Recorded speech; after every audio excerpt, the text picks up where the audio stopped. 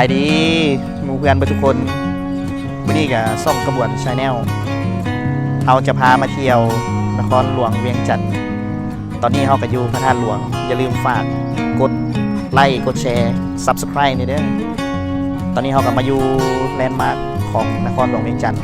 คือพระธาตุหลวงถ้าผู้ใดได้มาเวียงจันทร์แล้วก็บ่ได้มาพระธาตุหลวงนี่ถือว่าพลาดเพราะว่าพระธาตุหลวงเวียงจันทร์นี่เป็นปูชนียสถาน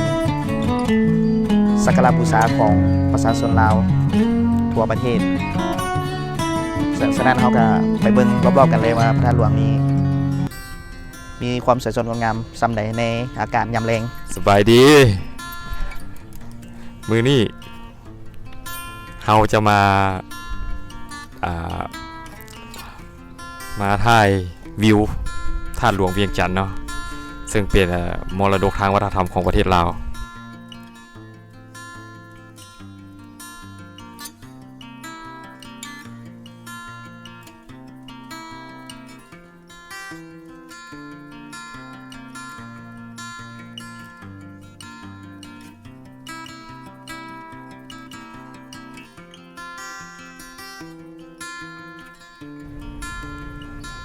ซึ่งว่าประวัติพระธาตุหลวงกับแมนธาตุหลวงนี่ตั้งอยู่ทิศตะวันออกของ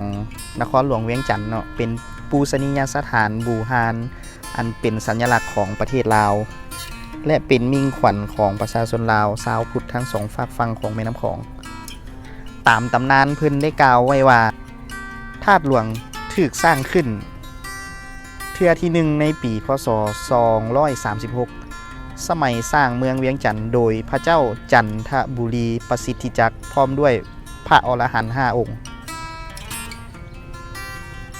ที่กลับมาจากการศึกษาธรรมะและได้นำเอาพระบรมธาตุกระดูกของพระพุทธเจ้ามาจากชมพูทวีปการสร้างองค์พระธาตุหลวงเทือทำอิฐนั่นแต่ก็เป็นอุโมงค์หิน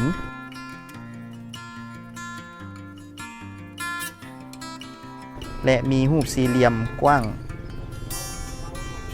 ด้านละ5 วาหนา2 วาและสูง4 วา3 ศอกส่วนเมื่อกี้ก็เป็น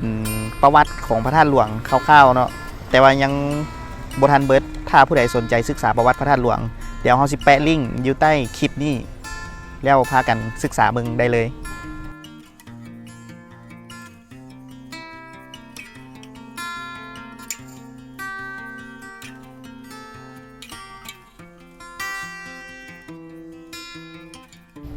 ว่าเมื่อนี้โอกาสดีเราได้มาถ่ายวิวงามๆพระธาตุหลวงเวียงจันทร์ครับถือว่ารู้สึกเมื่อนี้อากาศดีหลายเลย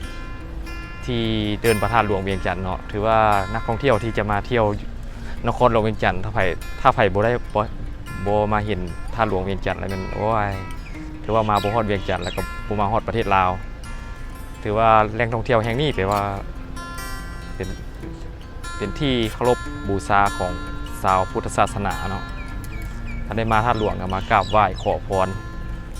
นำพระเจ้าเศรษฐา